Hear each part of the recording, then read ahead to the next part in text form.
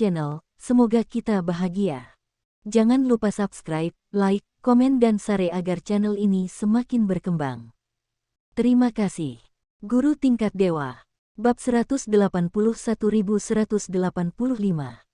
Setelah merencanakan segalanya, Jia Anbang tidak bisa duduk diam lagi. Dia bangkit dari tempat tidur dan mengeluarkan ponselnya untuk menelepon lelaki tua itu. Dan Jia Siwen menatap seorang ayah yang energi dengan senyuman di matanya. Dia berbicara dengan orang tuanya, dan kemudian kembali ke sekolah. Setelah sampai di sekolah, Jia Siwen meninggalkan 1 juta, mentransfer semua sisa uangnya, dan memberikannya kepada ayahnya. Dia menyerahkan segalanya kepada ayahnya untuk diurus.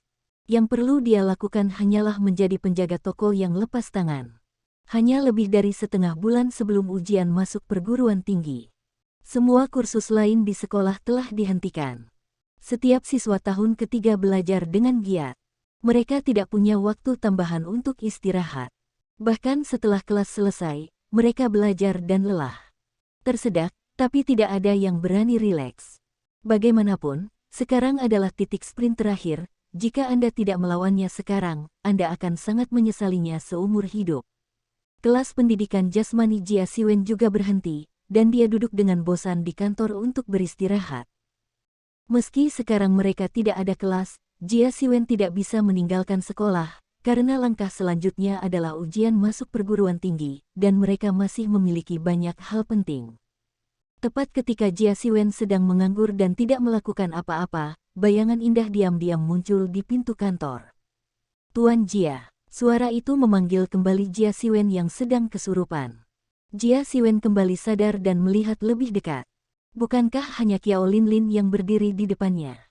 Linlin, kenapa kamu ada di sini? Jia Siwen bertanya dengan curiga.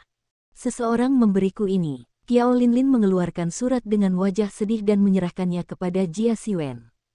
Surat. Jia Siwen mengambil surat itu dan melihatnya, matanya langsung menjadi dingin. Surat itu berbunyi, biarkan Qiao Linlin membawa Jia Siwen ke gedung terakhir yang ditinggalkan untuk bertarung, jika tidak, dia akan terus mengincar Qiao Linlin. Sekilas Jia Siwen tahu bahwa orang yang menulis surat itu pasti Wang Yuande. Sepertinya orang ini tidak sabar untuk menyelesaikanku. Jia Siwen berkata sambil tersenyum. Apa yang harus dilakukan? Guru Jia, Qiao Linlin sangat khawatir dan berkata, saya khawatir kami bukan lawan mereka. Jika ini terjadi, kami tidak bisa mengalahkan mereka sama sekali. Saya tidak bisa melihat Anda mengambil risiko untuk saya. Jia Siwen tersenyum dan berkata dengan lemah, hehe, misi konyol, jangan khawatir, sekarang aku tidak begitu mudah dikalahkan oleh orang itu. Waktunya sudah tertulis malam ini. Kalau begitu, aku akan pergi malam ini. Tantangan, jangan pergi. Qiao Linlin berkata dengan cemas, aku tidak ingin. Aku tidak ingin melihatmu menyakitiku. Aku akan menyalahkan diriku sendiri. Jia Siwen mengulurkan tangannya dan mengusap kepala Qiao Linlin dan berkata, jangan pikirkan itu, tetaplah di sekolah dan tunggu kabar saya. Melihat mata tegas Jia Siwen, Qiao Linlin mengangguk kosong dan hanya bisa setuju. Waktu berlalu menit demi menit, dan tak lama kemudian tibalah malam, dan hanya tersisa kurang dari 1 jam dari waktu yang tertera di surat itu. Jia Siwen mengemasi barang-barangnya, lalu langsung berkendara menuju gedung yang ditinggalkan. Tak lama kemudian, dia sampai di bawah bangunan yang ditinggalkan itu. Setelah memarkir mobilnya, dia langsung berjalan menuju gedung yang ditinggalkan. Bangunan terbengkalai ini masih sepi dan gelap, dan tidak ada yang berani datang ke tempat ini pada malam hari. Bagaimanapun, ini sungguh menakutkan. Namun, kegelapan ini sama sekali tidak berpengaruh pada Jia Siwen. Dia berjalan perlahan ke atas seperti berjalan-jalan di halaman. Ketika dia berjalan ke lantai 2, kekuatan mentalnya bergerak, dan dia memperhatikan aura berbeda di sekitarnya. Jelas itu adalah Wang Yuande dan yang lainnya. Keluarlah, jangan sembunyi, itu membosankan. Jia Siwen berdiri dengan tenang dan berkata dengan keras ke arah depan. Tanpa diduga, kami bersembunyi dengan sangat baik, tapi kamu masih menyadarinya. Wang Yuande keluar dari kegelapan, bertepuk tangan dan berkata, nyalakan lampu. Saat suaranya turun, beberapa lampu tiba-tiba menyala di langit-langit, dan lampu pucat bersinar di tanah seperti embun beku, menghilangkan kegelapan sepenuhnya. Wang Yuande, kita bertemu lagi. Jia Siwen meletakkan tangannya di dada dan berkata dengan ringan, jika kamu punya trik, gunakan saja. Wang Yuande mencibir, jangan khawatir, sepertinya gadis kecil itu tidak ikut bersamamu. Sungguh memalukan. Awalnya aku ingin menikmatinya setelah menundukkanmu, tapi tidak apa-apa. Selama kamu menghapusmu, maka aku bisa menggendong gadis kecil itu dan menikmatinya sesuka hati, hahaha. Jia Siwen menyipitkan matanya sedikit, dan ada kilau dingin di matanya. Wang Yuande, awalnya aku berencana untuk melepaskanmu, tapi sekarang sepertinya aku tidak bisa melepaskanmu. Biarkan aku menjaga hidupmu, Jia Siwen berkata dengan dingin. Hah? Kamu pikir kamu ini siapa? Wang Yuande berkata sambil mendengus menghina, terakhir kali kamu dipukuli dan melompat dari gedung, dilupakan. Kali ini kamu mati. Dengan itu, pria yang tampak seperti menara besi itu perlahan berjalan ke sisi Wang Yuande. Orang ini adalah Guan Yan. Guan Yan menatap Jia Siwen dan berkata dengan suara dingin, kamu tidak akan pernah lari kali ini. Ayo. Jia Siwen secara proaktif memberi isyarat kepada Guan Yan dan berkata, saya di sini. Datanglah ke sini jika Anda memiliki kemampuan. Guan Yan mendengus dan berkata, karena kamu berinisiatif mencari kematian, maka aku akan memenuhimu. Saat suara itu jatuh, telapak kaki Guan Yan terbanting, tubuhnya melesat seperti bola meriam, dan satu kakinya menendang tepat ke arah dada Jia Siwen dengan desiran angin. Dampak dari kaki ini sangat dahsyat, jika ditendang pasti ada sedikit patah tulang. Namun, Jia Siwen terlihat tenang. Saat kaki Guan Yan mendekat, dia perlahan mengangkat tangannya dan meraihnya ke arah kaki Guan Yan. Melihat gerakan Jia Siwen, senyuman dingin muncul di wajah Guan Yan. Goyangkan paha Anda dengan keras dengan tangan Anda. Orang bodoh macam apa yang melakukan hal ini? Paha pada dasarnya tebal, jadi kekuatannya secara alami jauh melebihi lengan. Dengan kaki ini, lengan Jia Siwen pasti patah. Ledakan. Kaki itu menendang keras telapak tangan Jia Siwen, dan terdengar suara teredam. Jia Siwen dikejutkan oleh kekuatan besar itu dan mundur 2 langkah sebelum hampir tidak bisa menstabilkan sosoknya. Ketika dia menstabilkan sosoknya, matanya membeku sesaat, dan telapak tangannya terbanting keras, dengan kuat menggenggam kaki Guan Yan. Keluar dariku. Jia Siwen mengerang, dan dia membantingnya dengan keras, dan kekuatan seperti gelombang itu meledak, tiba-tiba mengguncang Guan Yan.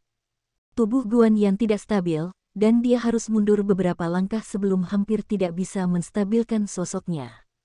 Dia menatap Jia Siwen, matanya penuh martabat. Guan Yan tidak pernah menyangka bahwa Jia Siwen bukanlah lawannya 2 hari lalu, namun hari ini Jia Siwen bisa menandinginya. Tingkat peningkatan ini terlalu cepat. Jia Siwen melihat keraguan di mata Guan Yan, dia tidak menjelaskan, dia berkata dengan dingin, selanjutnya giliranku. Ketika suara itu jatuh, tiba-tiba Jia Siwen menghentakkan telapak kakinya, sosoknya bergegas keluar dan berubah menjadi bayangan, dan dia mendatangi Guan Yan dalam sekejap mata. Angin musim gugur menyapu dedaunan yang berguguran. Guan Yan meraung, dan melihat tubuhnya sedikit menonjol. Satu kaki menyapu, dan angin menderu langsung menerpa tubuh Jia Siwen. Namun saat kaki itu pertama kali sampai di depan Jia Siwen, jari-jari kaki Jia Siwen sedikit terangkat, dan tubuhnya terangkat ke udara seperti burung besar, dengan mudah menghindari kaki tersebut. Jia Siwen mengepalkan kelima jarinya dan menghantamkan tinjunya langsung ke pintu depan Guan Yan. Guan Yan tidak bisa dihindari, dan dia hanya bisa memilih untuk menyilangkan tangan di depannya. Ledakan. Dengan suara teredam, Guan Yan dikejutkan oleh kekuatan yang menakutkan dan mundur lagi, dan dia merasakan lengannya kesemutan. Pukulan Jia Siwen barusan sepertinya memiliki kekuatan yang kecil, tetapi membuat lengannya mati rasa.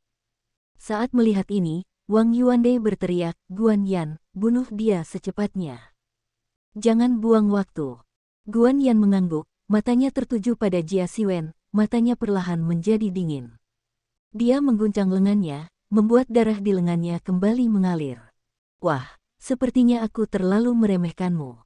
Guan Yan berkata dengan ringan, sepertinya kamu telah membuat kemajuan dalam beberapa hari terakhir. Hehe, kalau bukan karena duel denganmu, aku khawatir aku tidak akan berkembang secepat itu. Jia Siwen berkata sambil tersenyum ringan. Apa yang bisa kamu lakukan jika kamu membuat kemajuan? Di hadapanku, kamu masih harus mati. Guan Yan berkata dengan dingin, biarkan kamu melihat kekuatan sebenarnya dari kaki Tan.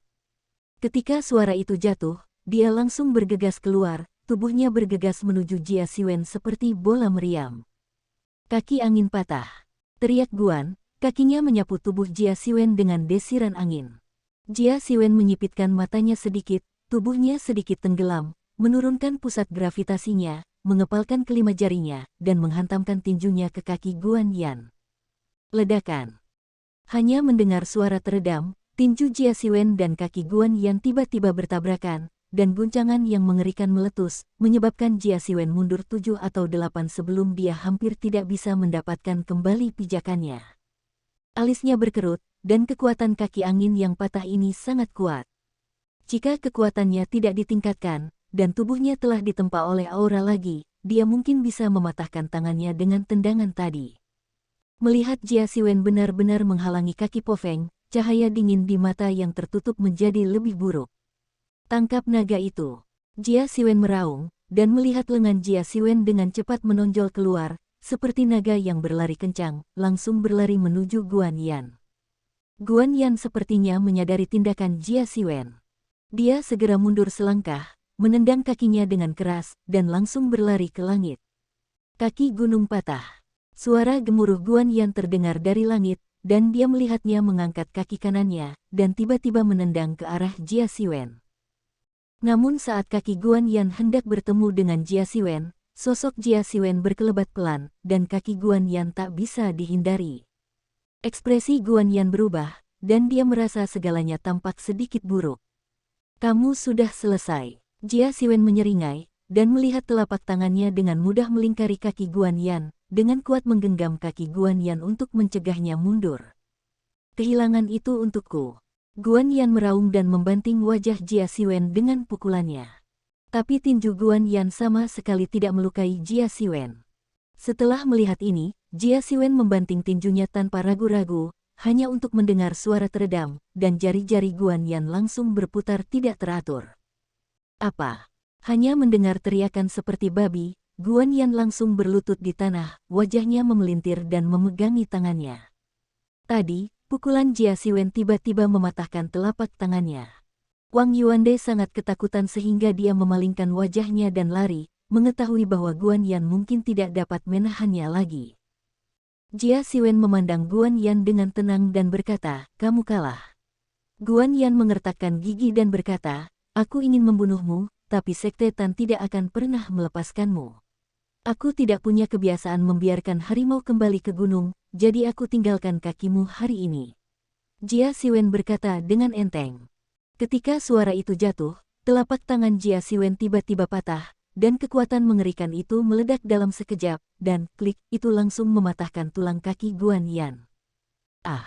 Guan Yan menjerit lagi dan jatuh ke tanah dan pingsan. Setelah mengalami 2 kali rasa sakit yang parah berturut-turut, kebanyakan orang tidak dapat menahannya. Jia Siwen memandang Guan Yan pingsan di tanah, kaki Guan Yan telah dipatahkan menjadi beberapa simpul olehnya, dan tidak mungkin mengembalikannya ke keadaan semula. Dia ingin menemukan Wang Yuande, tetapi Wang Yuande seperti tikus, sudah lama melarikan diri. Dalam keputusasaan, Jia Siwen hanya bisa melepaskan ide mencari Wang Yuande. Dia percaya bahwa Wang Yuande tidak akan pernah menyerah begitu saja. Lain kali, dia pasti akan kembali. Saya khawatir ini akan sulit untuk ditangani. Jia Siwen berkemas sesuka hati, lalu memutuskan untuk pergi ke bar untuk memeriksanya, dan berbicara dengan Chen Dadi, mengirim Chen Dadi kembali ke orang tuanya sebagai pengawal sementara. Meski kekuatan Chen Dadi tidak sebaik kakaknya, namun kekuatan tangan bajikuan itu tidak dibayangi, dan tidak ada artinya menghadapi orang biasa. Dia turun ke bawah, keluar dari gedung yang ditinggalkan, dan melaju ke arah bar Zizhuo Jinfan.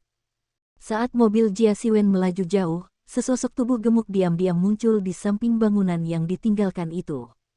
Sosok gemuk ini adalah Wang Yuande. Ketika Wang Yuande melihat situasinya tidak baik sekarang, dia sudah mengotori telapak kakinya, tetapi dia ingat bahwa dia masih harus menemukan Tan Sekte jika dia ingin membalas dendam. Bagaimanapun, dia hanya mengenal master seni bela diri dari Sekte Tan. Tapi jika kabar dia membuang Guan Yan dikirim kembali ke Sekte Tan, apalagi pergi ke Sekte Tan untuk mencari pembantu, alangkah baiknya jika Sekte Tan tidak datang mengganggunya. Setelah memikirkannya, Wang Yuandai memutuskan untuk kembali menyelamatkan Guan Yan pada akhirnya. Dia berlari ke atas dengan cepat dan sekilas melihat Guan Yan tergeletak di tanah. Dia melihat tulang kaki Guan Yan yang cacat parah, dan wajahnya tiba-tiba berubah. Orang itu benar-benar kejam ketika dia memulai, dan dia akan menghapuskan kaki mereka di setiap kesempatan. Wang Yuandai berkata dengan ekspresi ketakutan, jika ini ditangkap olehnya, bukankah ini akan berakhir? Tapi tidak apa-apa, bahkan saudara kedua mereka telah dihapuskan. Saya pikir Tan Men pasti akan memperhatikan kali ini dan mengirim master yang lebih kuat. Wang Yuandai memerintahkan bawahannya untuk memindahkan Guan Yan ke mobil, dan kemudian mengirim Guan Yan ke rumah sakit, dan dia bersiap untuk merencanakan rencana selanjutnya untuk menangani Jia Siwen. Namun, Jia Siwen tidak mengetahui hal ini, dia pergi ke bar penggemar emas yang mabuk. Bar ini hampir direnovasi, pada dasarnya mempertahankan dekorasi aslinya, tetapi sedikit dimodifikasi atas dasar ini, sehingga keseluruhan bar menjadi lebih terang, bukan terlalu gelap dan tertutup. Bar tersebut saat ini sedang dalam tahap uji coba, sehingga masih banyak orang yang datang untuk bermain di bar tersebut. Jia Siwen masuk ke bar, melihat dekorasi penuh gaya, dan mengangguk puas. Dia tidak berniat menjual obat-obatan dan barang lainnya di bar, sehingga keuntungan bar tersebut pasti akan jauh lebih rendah. Namun baginya, keuntungan bar hanya menempati urutan kedua, dan kini yang terpenting adalah mengembangkan bisnis bar terlebih dahulu. Berdiri di meja depan, Chen Tiantian dan Chen Dadi, yang sedang melihat-lihat bisnis, melihat Jia Siwen masuk, mereka langsung menyapanya dan berkata dengan hormat, "Bos." Jia Siwen mengangguk dan berkata, "Terima kasih, sepertinya bisnis barnya cukup bagus." "Hehe, tentu saja." Chen Dadi berkata sambil tersenyum, "Kakak tertua saya menemukan seseorang untuk mendesain dan mengiklankan. Publisitas awal sangat penting, jadi saya menginvestasikan banyak uang untuk publisitas. Selama saya bisa menyebarkan reputasi bar, maka saya akan terus menarik pelanggan," kata Chen Tiantian dengan tenang. Jia Siwen mengangguk puas dan berkata, "Saya tidak melihatnya, kalian berdua untuk urusan bisnis.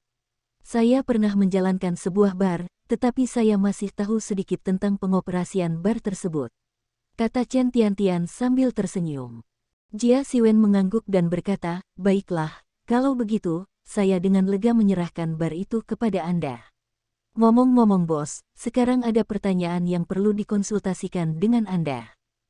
Masalah ini lebih penting, dan Anda harus melihat pendapat Anda," Chen Tiantian berkata dengan hormat. "Apa?" Jia Siwen bertanya. "Seseorang menghubungi saya dan ingin mengontrak bisnis bar kami. Mereka memiliki beberapa obat canggih di tangan mereka. Saya tidak berani mengambil keputusan dengan gegabah, jadi saya akan bertanya kepada Anda terlebih dahulu," Chen Tiantian berkata dengan hormat. Wajah Jia Siwen menunduk dan berkata, "Beritahu mereka bahwa bar kita tidak akan pernah berbisnis di area ini. Biarkan mereka menyerah." Chen Tiantian mengangguk dan berkata, "Ya, bos. Kami adalah bar biasa dan sama sekali tidak mengizinkan bisnis abu-abu, jika tidak, jangan salahkan saya karena tidak kenal ampun," Jia Siwen berkata dengan enteng. Karena itu, Jia Siwen mengeluarkan nafas sedingin es yang menakutkan. "Iya bos." Chen Tiantian dan Chen Dadi tidak berani membantah sama sekali. Mereka tahu bahwa Jia Siwen bertekad untuk melakukannya. Tidak peduli bagaimana bantahannya, itu tidak ada gunanya dan hanya akan membangkitkan kemarahan Jia Siwen. Pada saat ini, beberapa orang tiba-tiba masuk keluar. Pria yang memimpin itu diwarnai dengan rambut hijau dan tampak seperti tumpukan rumput liar yang tumbuh di atas kepalanya. Di belakang pria ini ada sekelompok anak muda yang berpakaian bagus. Mengenai hal ini, Jia Siwen tidak heran, lagi pula di sebuah bar mungkin tidak mudah bagi Anda untuk bertemu dengan orang-orang yang berpakaian bagus. Namun, pemuda berambut hijau itu sama sekali tidak berniat masuk. Dia berjalan langsung ke meja depan, menamparkan meja depan, dan berkata dengan nada menghina kepada petugas meja depan, "Hei, di mana bosmu?" Pelayan itu berdiri dengan hati-hati dan berkata, "Halo, Tuan, apakah Anda ada hubungannya dengan bos kami? Ada apa? Apakah ini yang harus kamu tanyakan?" Lu Mao melambaikan tangannya dengan tidak sabar, "Cepat panggil bosmu. Aku akan menunggunya 5 menit. Pak, kalau itu bukan urusan penting, silakan beritahu saya saja. Saya bisa bantu sampaikan bahwa bos sedang sibuk dengan renovasi bar akhir-akhir ini, jadi," kata pelayan itu dengan nada meminta maaf. Bentak. Namun, sebelum pelayan selesai berbicara, tamparan keras menimpa wajahnya, segera meninggalkan 5 sidik jari berwarna merah cerah. "Omong kosong, hanya 5 menit, pengatur waktunya dimulai." Lu Mao berkata dengan tidak sabar, "Jika kamu tidak datang setelah 5 menit, jangan salahkan aku karena bersikap sopan." Dengan berlinang air mata sang pelayan, ia merasa sangat bersalah karena ditampar seperti ini. Chen Tiantian melihat bawahannya ditampar, wajahnya tiba-tiba tenggelam, dan hendak menembak, namun dihentikan oleh Jia Siwen. "Ada apa, bos?" Chen Tiantian memandang Jia Siwen dengan penuh tanda tanya dan berkata, "Orang itu jelas tidak baik. Kita harus mengajarinya sesuatu." Jia Siwen mengangguk dan berkata, "Serahkan padaku. Aku hanya merasa gatal di malam hari. Kalian berdua tidak boleh meniduriku, kalau tidak aku akan cemas denganmu." Chen Tiantian dan Chen Dadi mengangguk sambil tersenyum masam. Jia Siwen mengangguk puas dan berjalan menuju meja depan selangkah demi selangkah. "Sudah 3 menit, kenapa kamu belum datang? Apa kamu benar-benar punya banyak waktu untuk menjadi seorang Laozi?" Lu Mao berteriak pada pelayan di meja depan. "Hehe, bukankah aku datang ke sini?" Jia Siwen berjalan perlahan dengan senyum lembut di wajahnya, berdiri di meja depan, menatap Eleve Mao dan berkata. Lu Mao mengalihkan pandangannya ke Jia Siwen dan melihat ke atas dan ke bawah, matanya penuh dengan jijik. Lagi pula, gaun Jia Siwen sangat formal tapi sedikit kekanak-kanakan, terlihat seperti kesemek lembut yang sangat bagus. "Apakah kamu bos di sini?" kata Lu Mao sambil menatap Jia Siwen. Jia Siwen mengangguk dan berkata, "Ya, bolehkah saya bertanya?"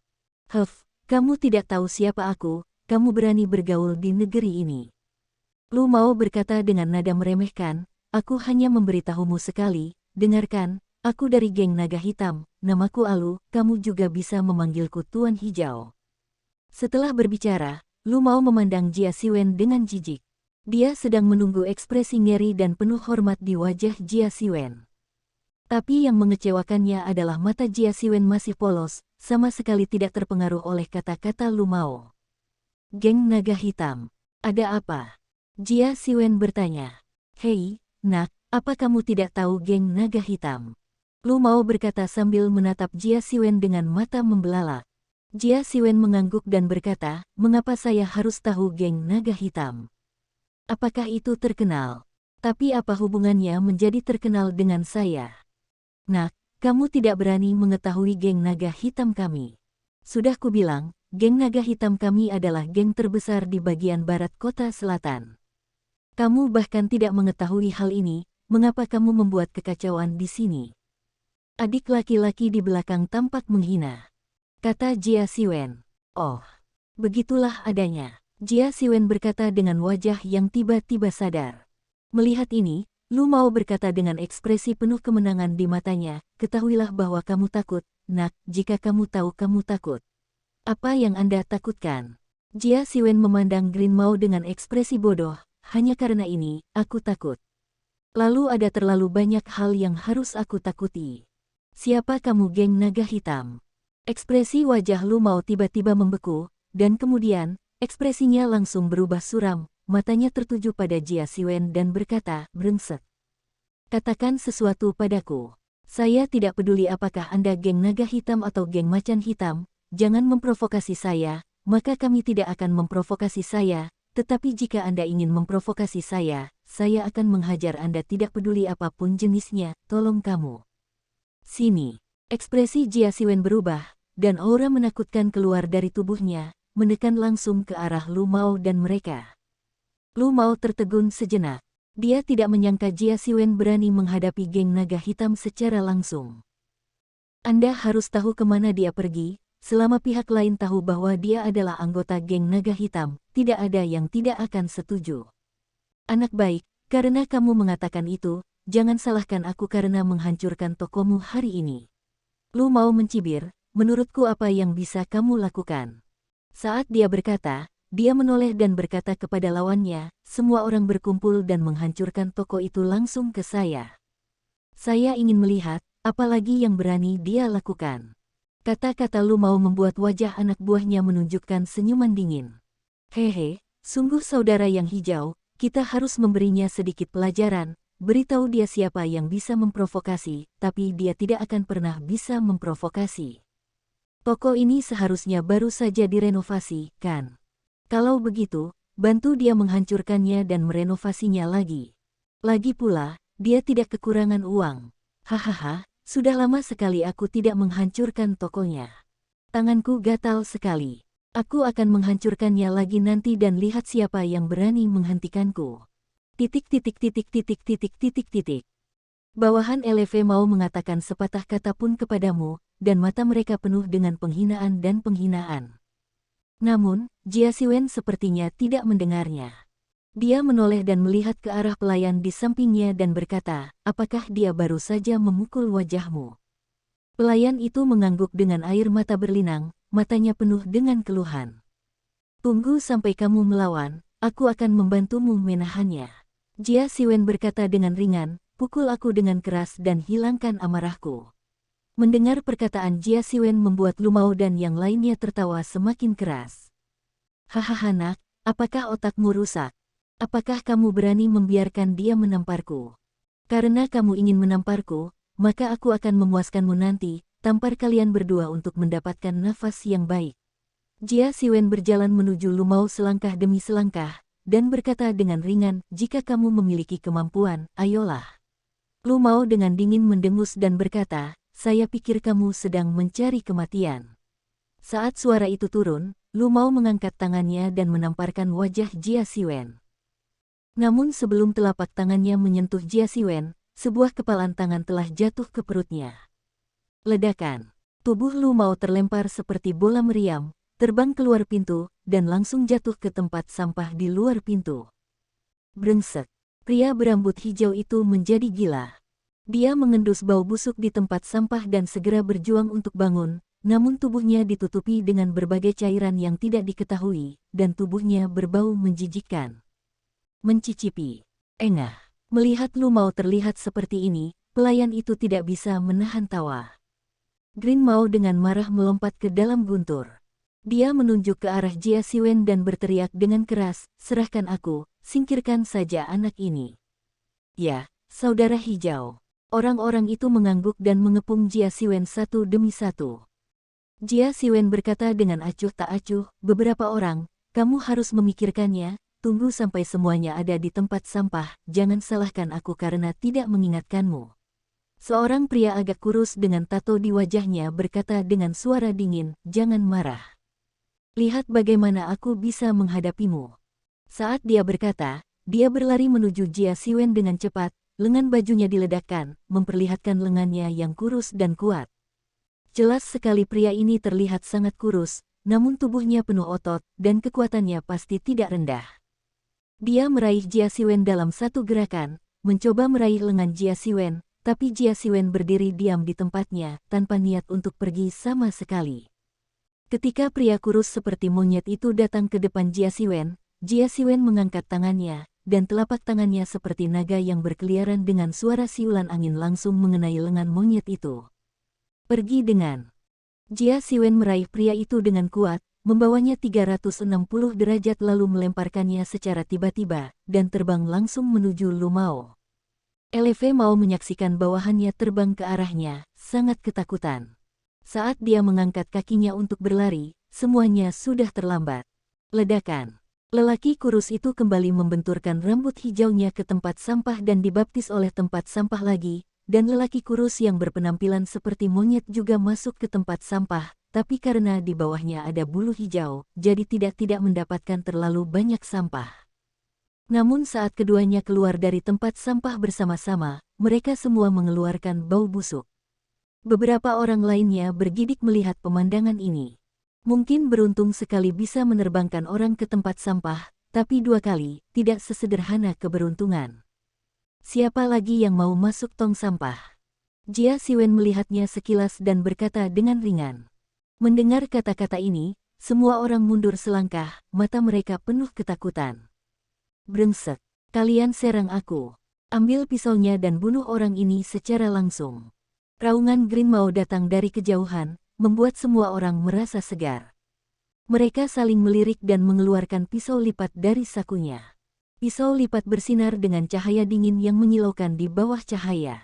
Pelayan itu sangat ketakutan hingga Huarong menjadi pucat, dan dia mundur beberapa langkah. Namun, Jia Siwen memandang pisau lipat di tangan orang-orang ini seolah-olah tidak ada yang salah dengan pisau itu. Kualitas pisau lipatmu kelihatannya cukup bagus, bisakah kamu meminjamkanku kesenangan? Jia Siwen berkata sambil tersenyum. Kamu sudah mati, kamu masih bisa tertawa. Salah satu dari mereka berkata sambil mendengus dingin, pergilah ke neraka. Dia mengertakkan gigi, memegang pisau lipat di tangannya dan bergegas menuju Jia Siwen dengan cepat. Pisau lipat di tangannya menusuk perut Jia Siwen dengan keras. Hati-hati. Pelayan itu berteriak ketakutan. Jia Siwen saling menatap datar, ketika pisau lipat hendak datang ke depannya, dia akhirnya bergerak.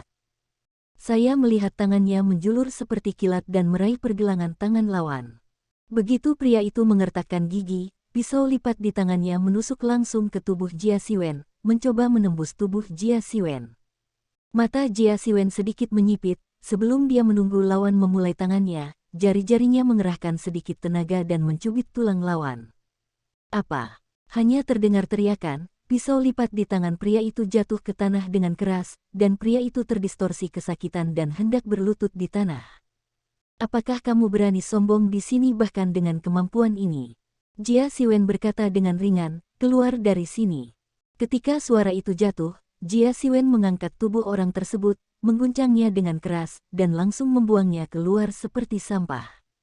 Pria itu terbang ke tempat sampah, dan rambut hijau yang baru saja merangkak keluar dari tempat sampah melihatnya, wajahnya berubah drastis, dan dia hendak melarikan diri, tapi sudah terlambat. Ledakan. Setelah mendengar suara teredam, Lu Mao terlempar ke tempat sampah lagi. Ada senyuman di wajah Jia Siwen. Kali ini tubuh LV Mao dipenuhi bau anyir sampah, dan saya khawatir tidak mungkin mengembalikannya dalam 3 atau 4 hari. Dia menoleh untuk melihat beberapa orang yang tersisa dan berkata dengan lemah, apa? Apakah kamu masih berdiri di sini? Apakah kamu akan menunggu aku mengusir kalian semua satu persatu? Beberapa orang terkejut sekaligus, dan bergegas ke belakang. Tidak ada yang berani tinggal di sini, karena takut dibuang ke tempat sampah oleh Jia Siwen. Saat pelayan di samping melihat ini, ada cahaya pemujaan di matanya. Ketika dia menjadi pelayan, meskipun dia dipukuli, dia hanya bisa meniup giginya dan menelan perutnya, tetapi sekarang bos akan benar-benar membantunya. Ini sungguh hal yang luar biasa. Cepat dan tarik aku. Rambut hijau di tempat sampah menggeram. Dia hampir marah. Dia berulang kali terlempar ke tempat sampah, dan bahkan memakan banyak sampah, yang membuatnya menjijikkan. Aku akan muntah. Ya, saudara hijau. Semua bawahan setuju, mereka melangkah maju untuk menahan bau busuk di tempat sampah dan menarik rambut hijau itu keluar dari tempat sampah. Tubuh Green Mao dipenuhi berbagai macam kotoran, tidak hanya sisa makanan, tapi juga muntahan orang mabuk. Melihatnya saja sudah menjijikkan. Lu Mao gemetar karena marah. Dia menunjuk ke arah Jia Siwen dan mengertakkan gigi dan berkata, brengsek. Kamu tunggu aku. Aku tidak akan pernah melepaskanmu. Aku menunggumu dan menunggu kunjunganmu kapan saja. Jia Siwen masih berkata dengan senyuman di wajahnya, saya harap saya akan membawa lebih banyak orang ketika saya datang lain kali, jika tidak maka akan terlalu membosankan. Ayo pergi. Lu Mao tidak berani tinggal di sini lagi, apalagi bau busuk yang terpancar dari tubuhnya, dan tinggal di sini hanya akan membuat orang tertawa. Melihat Lu Mao pergi dengan terengah-engah, Jia Siwen bertepuk tangan dengan mudah dan berkata sambil tersenyum, masalahnya sudah terselesaikan. Bos, trikmu sungguh luar biasa. Chen Tiantian dan Chen Dadi berjalan mendekat. Chen Dadi mengacungkan jempol pada Jia Siwen dan berkata, sepertinya kekuatanmu meningkat lagi. Haha, sedikit kemajuan. Jia Siwen berkata sambil tersenyum, ngomong-ngomong, diskusikan sesuatu dengan kalian berdua. Apa bosnya? Chen Tiantian bertanya. Jia Siwen memberitahu mereka berdua tentang kota Feilong. Chen Tiantian mengangguk dan berkata, rencana ini bagus. Kalau begitu, biarkan orang-orang besar pergi. Saya pikir dengan kekuatan bumi, orang biasa tidak bisa mengalahkannya sama sekali. Jia Siwen mengangguk dan berkata, ya, saya tertarik dengan ini, bagaimana menurut Anda? Chen Dadi berkata dengan ekspresi riang, pergi, kemana sih? Lagi pula, tidak ada tempat bagiku untuk bermain di sini.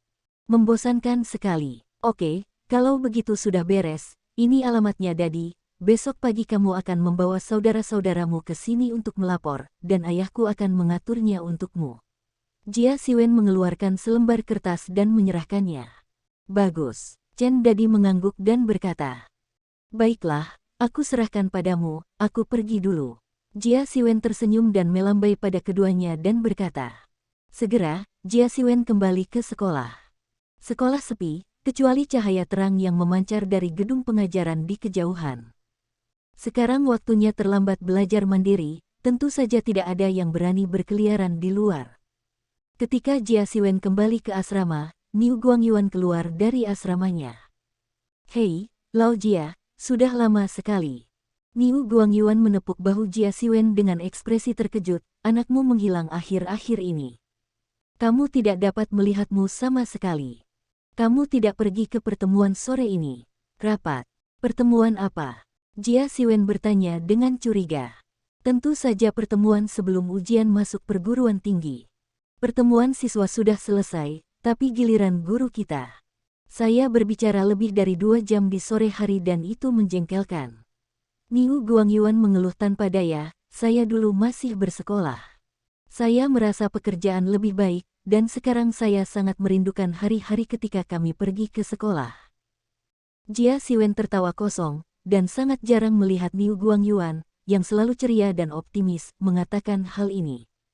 Saya tidak menghadiri pertemuan tersebut, apakah Anda mengatakan sesuatu tentang saya?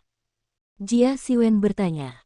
Kepala sekolah mengklik namamu, tapi dia tidak mengatakan apa-apa. Niu Guangyuan menggelengkan kepalanya dan berkata, saya banyak berbicara di sore hari, jadi kepala sekolah mungkin tidak berani membuang waktu. Apa yang kamu bicarakan? Jia Siwen bertanya dengan rasa ingin tahu. Yang terpenting adalah masalah keselamatan. Akhir-akhir ini, sepertinya tindakan guru Hunyuan semakin sering terjadi. Kepala sekolah mengingatkan kita bahwa kita wajib membentuk tim patroli guru penjas untuk berpatroli di sekolah. Kita harus menjamin keselamatan guru sekolah dan siswa, kata Niu Guangyuan. Hunyuan Jiao. Jia Siwen mengerutkan kening dan berkata dengan suara yang dalam, saya tidak menyangka orang-orang ini akan keluar lagi. Sekte Hunyuan adalah sekte anti manusia yang aktif di Nancheng. Mereka menganjurkan pembunuhan. Dalam hati mereka, hanya darah pembunuhan yang bisa menghapus dosa seseorang. Semakin banyak orang berdosa, semakin mereka perlu disucikan. Oleh karena itu, mereka sering melancarkan serangan teroris, yang mungkin dilakukan di stasiun, atau di tempat seperti bioskop. Selama ada banyak orang, mereka akan menjadi sasarannya. Tindakan membunuh mereka sangat cepat, dan ketika mereka mengangkat pisaunya dan menjatuhkannya, mereka akan langsung merenggut nyawa seseorang.